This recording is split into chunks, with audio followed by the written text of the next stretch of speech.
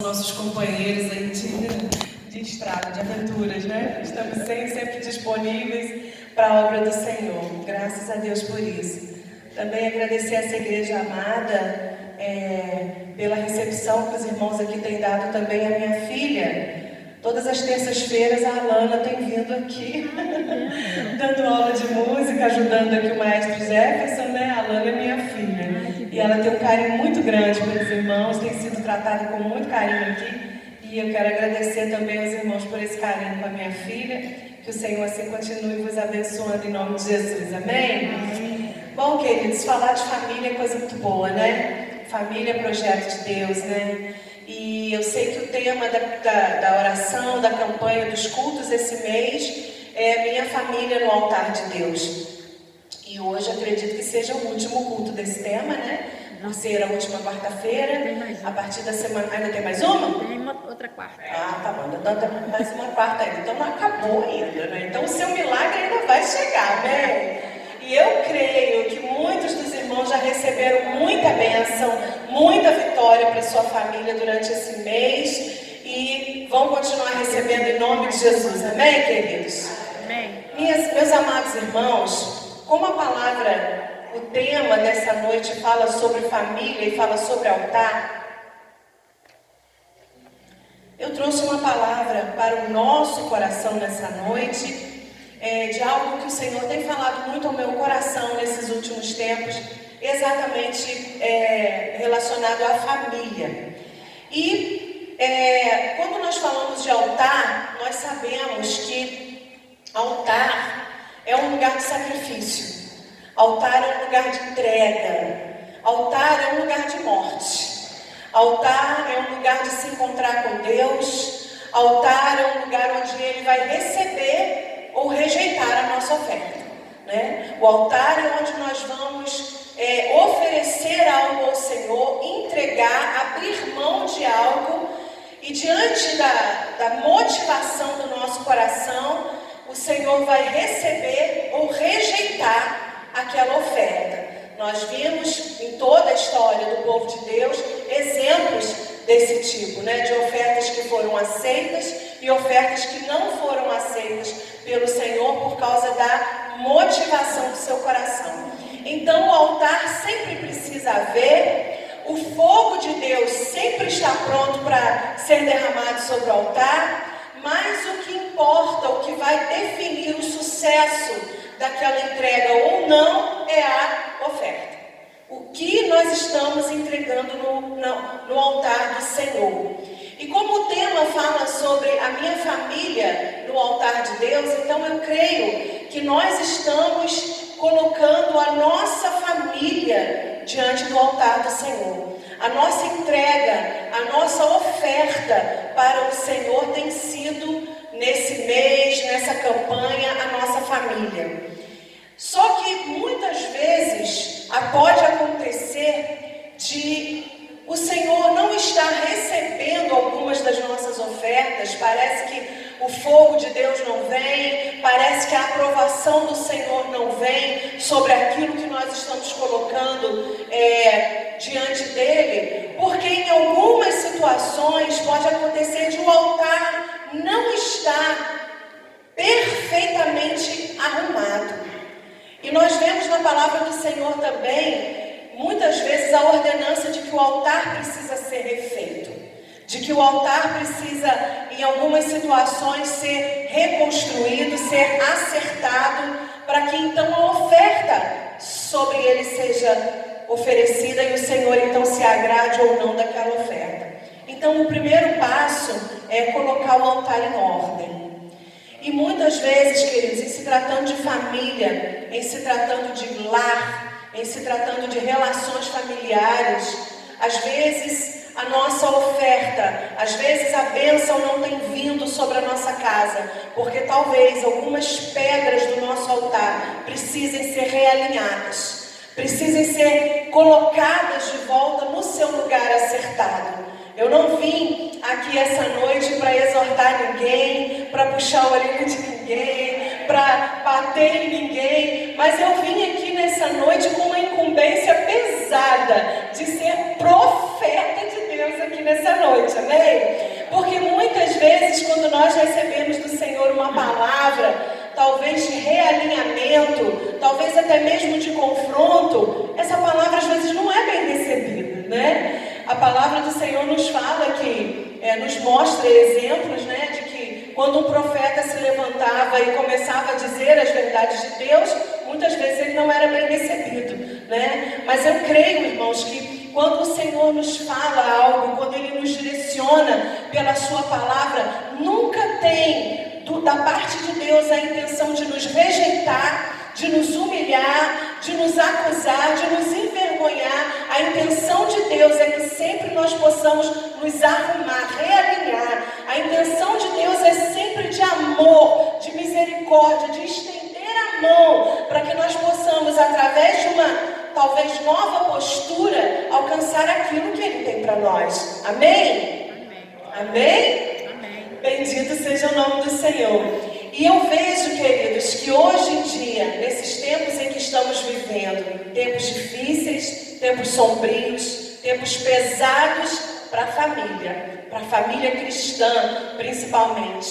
Muitas famílias têm perdido a bênção de Deus, têm deixado de receber as benesses do Senhor, o fogo de Deus, a mão de Deus sobre a sua casa, porque algumas coisas dentro da casa, algumas pedras desse altar dentro do lar estão talvez fora do seu lugar, porque nós precisamos ofertar ao Senhor a nossa família, mas nós precisamos edificar esse altar dentro da nossa casa. A nossa casa precisa ser um ambiente de exaltação, de entrega, de altar ao Senhor. E nós precisamos edificar em família esse altar diante do Senhor. Mas quando os papéis não estão sendo bem desempenhados, quando às vezes as coisas não estão alinhadas como deveriam ser, esse altar não está de uma forma segura, firme, não é um altar inabalável. É um altar que qualquer vento, que qualquer tempestade pode derrubar. Agora, um altar, quando ele era edificado no Antigo Testamento, haviam altares que eram edificados ali de maneira muito rápida, com as pedras que se encontrassem, não é? Mas existiam alguns altares que ficavam para a posteridade. Esses altares que eram mais resistentes, com certeza eram feitos de pedras muito maiores, eram altares muito mais pesados, muito mais bem estruturados.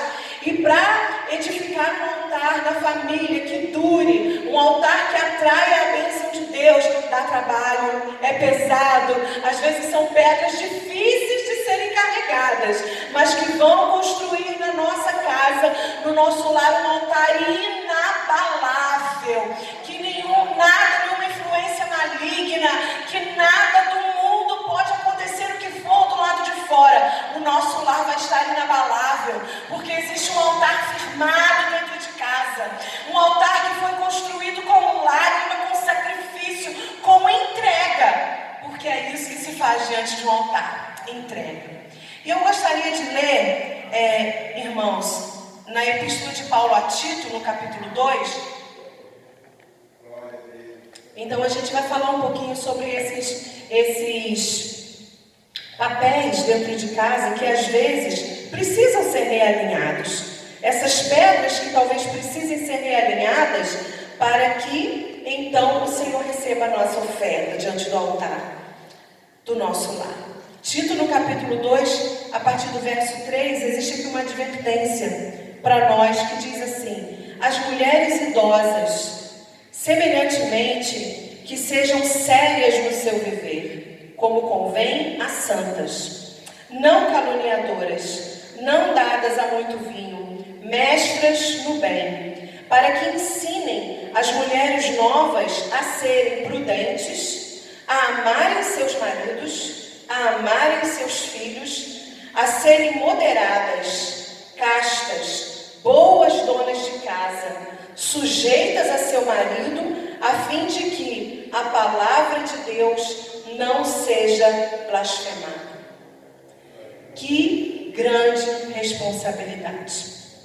Nós, como mulheres mais velhas, como mulheres mais maduras, temos de Deus uma incumbência e uma responsabilidade muito grande, de ser o exemplo das mais jovens. E que tipo de exemplo nós estamos transmitindo para as mais jovens? Para aquelas que estão começando agora uma vida matrimonial, ou aquelas que ainda estão solteiras e olhando para nós como um reflexo. A gente tem vivido uma crise de que muitas jovens têm falado que não querem casar, não querem compromisso, não querem. Por quê? Será que é porque elas estão vendo em nós um exemplo de que não vale a pena o casamento? Um exemplo de que o casamento não é algo bom? Ou nós estamos sendo portadoras, mensageiras de uma ideologia que infelizmente entrou até mesmo na igreja, onde a palavra do Senhor ela não pode mais ser pregada da forma como ela é expressada. Diz aqui o texto que por causa disso, por causa do mau testemunho talvez dessas mulheres, a palavra do Senhor pode ser blasfemada.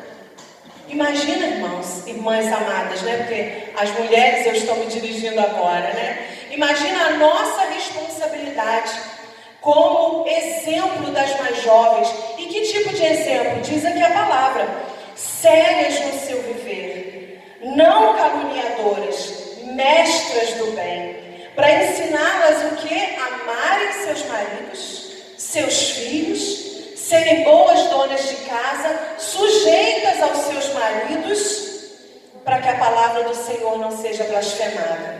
Hoje em dia, sujeição é uma palavra que parece que tem que ser riscada da nossa lista, né? E por quê? Porque as meninas mais novas hoje têm pavor dessa palavra. Sujeição, submissão. Porque talvez dentro do nosso lar, nós estejamos demonstrando um lado muito ruim e feio da sujeição, porque existem alguns extremos, né? Existem às vezes maridos que são muito dominadores, que são muito autoritários, e aí aquela menina mais nova olha esse tipo de exemplo. Existem às vezes mulheres que são completamente humilhadas, completamente renegadas a um segundo plano, não são consideradas e nem respeitadas, né? Mas a palavra do Senhor nos está orientando aqui que nós devemos ensinar a elas essa pureza da palavra de Deus. A palavra do Senhor, ela não é apenas uma metade que nós devemos cumprir, os versículos, os textos que nos convêm, mas aqueles que toda a palavra do Senhor precisa ser obedecida.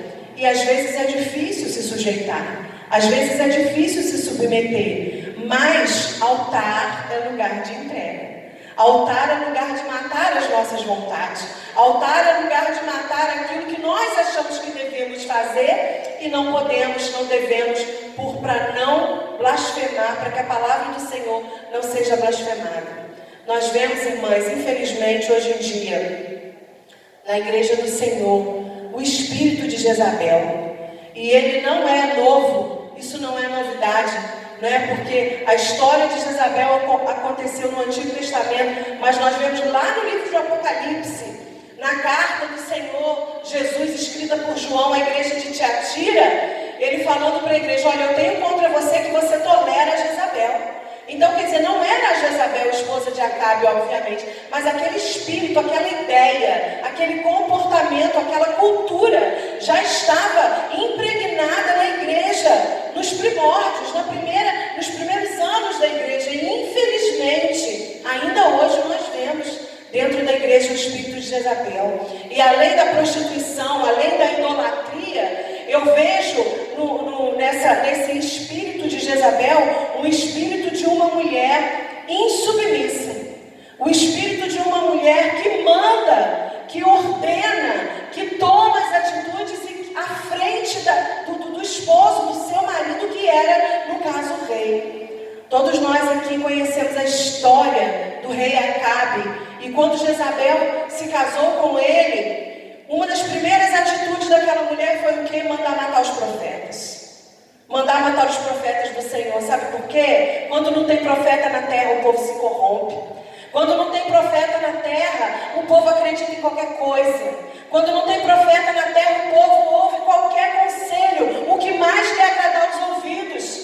Mas quando tem profeta na terra, ele está sempre apontando o caminho, ele está sempre dizendo, olha, isso está errado, não é essa atitude que vocês devem tomar. E ela, sagaz como era, a primeira coisa que fez foi, manda matar os profetas, para que esse povo não tenha orientação. E ali ela então demonstrava um estilo de esposa, de mulher, que dominava e que influenciava também as outras mulheres, né? Existe a situação de quando Acabe queria a vinha de Nabote. Essa é clássica. E ele queria a vinha e Nabote disse, não posso vender porque é herança da família, eu não posso dar, não posso vender. E ele chegou em casa, Acabe, não é, todo tristonho, todo de bico, todo caidinho, foi para lá, virou para o canto entristecido. E ela disse, por que você está assim? O que aconteceu? E ele disse, porque eu queria a vinha, Nabote não quer vender, Nabote não quer fazer nada. E ela disse, eu vou resolver o problema para você.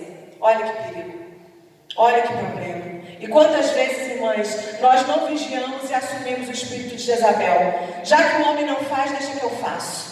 Deixa que eu tomo a frente. Deixa que eu resolvo. Deixa que eu vou lá. Deixa que eu assumo uma autoridade que não é nossa. E ela bolou um plano, então, para conseguir aquela vinha para o seu esposo. Ela levantou ali um falso testemunho contra Nabote, arrumou testemunhas falsas para também falarem contra ele, para que ele pudesse ser julgado, condenado e assim morto. Mas para bolar todo aquele plano, o que ela tinha que fazer? Ela não tinha autoridade para aquilo. Tinha que ser em nome do rei. Então o que ela fez para bolar todo aquele plano? Ela pegou o anel do rei. Para selar ali aquelas cartas que ela enviou, ela precisou usurpar uma autoridade que não era dela. Ela não tinha um anel de autoridade. Quem tinha era o seu esposo. A autoridade não era dela. Mas Jezabel usurpou a autoridade do seu marido. Oh, queridas, que o Senhor tenha misericórdia de nós. Quantas vezes nós somos tentadas a usurpar uma autoridade que não é nossa? Quantas vezes nós somos tentadas a assumir, porque, como eu disse, nós vivemos às vezes em dois extremos, né? Existe aquele homem, aquele esposo que talvez é muito autoritário, é muito mandão, não tem diálogo, mas existe aquele que é omisso, que se acovarda, que se esconde. E eu vou dizer uma coisa aqui para vocês, queridas. Muitas vezes esse esposo omisso, covarde, amedrontado, foi criado por uma mulher autoritária. Porque ela era aquela mãe que passava a mão na cabeça do filho, que resolvia tudo por ele, que não criou naquele filho um valor de homem. Ela resolvia tudo, ela tomava a frente de tudo, ela achava que não havia mulher nenhuma para o filhinho dela. Ela era a mulher da vida daquele homem. E ela não criou naquele menino aquele vigor masculino, a masculinidade daquele rapaz. E ele não tendo essa influência, quando ele se casar, ele vai procurar o quê? Uma mulher que seja igual à mãe, que resolva tudo por ele, que passe a mão na cabeça dele, que tome a frente de tudo. Há uma grande responsabilidade sobre nós, queridas, como mães de homens, mães de meninos, em criar homens valorosos, homens de verdade, que vão assumir suas famílias, que vão honrar o nome de homem, de varão. E Jezabel, então, usurpou a autoridade do seu marido. E nós, irmãs, somos tentadas nos dias de hoje, porque a mulher foi tomando, ela foi ganhando uma frente, ela foi ganhando um espaço que foi buscado, que foi chorado, que foi desejado. Só que às vezes a gente exagera nesse espaço e quer passar uma frente e assumir uma autoridade que não é nossa. É maravilhoso quando a mulher pode crescer, quando a mulher pode estudar, trabalhar fora, crescer financeiramente, crescer academicamente, crescer no seu ministério. Louvado seja Deus por isso, mas nunca nos esquecendo de que somos submissas a uma autoridade maior. O marido é o cabeça da casa, sempre será. ainda que a mulher ganhe mais financeiramente, ainda que a mulher tenha estudado mais, ainda que ela tenha mais preparo, ainda que o homem esteja em cima de uma cama, ele é a autoridade constituída por Deus naquela família. Vamos colocar as pedras de volta no lugar dentro do nosso lar, irmãs. Vamos consertar o altar da autoridade dentro de casa. Porque por assumir papéis que não são nossos, por assumir autoridades que não são nossas, por assumir coisas que não são para nós assumirmos, nós estamos vendo aí uma geração de mulheres cansadas, frustradas, deprimidas, desgastadas, arrasadas, emocionalmente, fisicamente e, consequentemente, espiritualmente. Porque estão carregando um peso que não precisam carregar, que não é nosso, carregar esse peso. Coisa boa é quando você tem alguém acima de você que você pode dizer assim, não sou eu que resolvo. Tem gente que gosta, não, eu resolvo. Eu já gosto assim, não, vê com ele lá, é ele que resolve. Oh, que alívio, sai do meu ombro o peso da responsabilidade, porque também a consequência também não é nossa, é quem deu a palavra final, não é verdade? Louvado seja o nome do Senhor, que nós possamos tirar de dentro da nossa casa, irmãs, expelir, excluir das pedras do nosso altar esse espírito de Jezabel, que tem atormentado a igreja do Senhor durante todos os milênios. Mas aí, você pode dizer para mim, mas irmã, como que eu não tomo a iniciativa, irmã? Como é que eu não vou fazer? Se eu não fizer, ninguém faz. Se eu não fizer, o homem não toma uma atitude. Se eu não fizer, ele não faz nada. Se eu não agir, ele não age. E nós precisamos, queridas, mulheres de oração, que somos, orar, para que o Senhor levante nesses últimos dias os homens da casa de Deus, para que Ele levante esses varões, para que eles reassumam o lugar que é deles. Porque o Senhor, quando criou o homem, lá em Gênesis, no capítulo 2, verso 15, a palavra diz assim, e tomou o Senhor Deus o homem, e o pôs no jardim do Éden, para o lavrar e o guardar. A função de manter e de proteger é dele. E ele precisa, mais uma vez, reassumir essa sua posição. Porque a responsabilidade do homem é muito grande. Porque ali no jardim, quando o Senhor colocou, quando ele fez a terra e depois ele plantou um jardim separado, ele colocou ali o homem. E o que ele deu para aquele homem? Uma empresa para administrar? Não. Ele deu uma igreja para pastorear? Não. Ele deu um imóvel para cuidar? Um carro para dirigir? Não. Ele deu para aquele homem uma esposa, uma família. Porque o princípio primeiro do homem é ser esposo. Então Deus deu para ele primeiro uma esposa.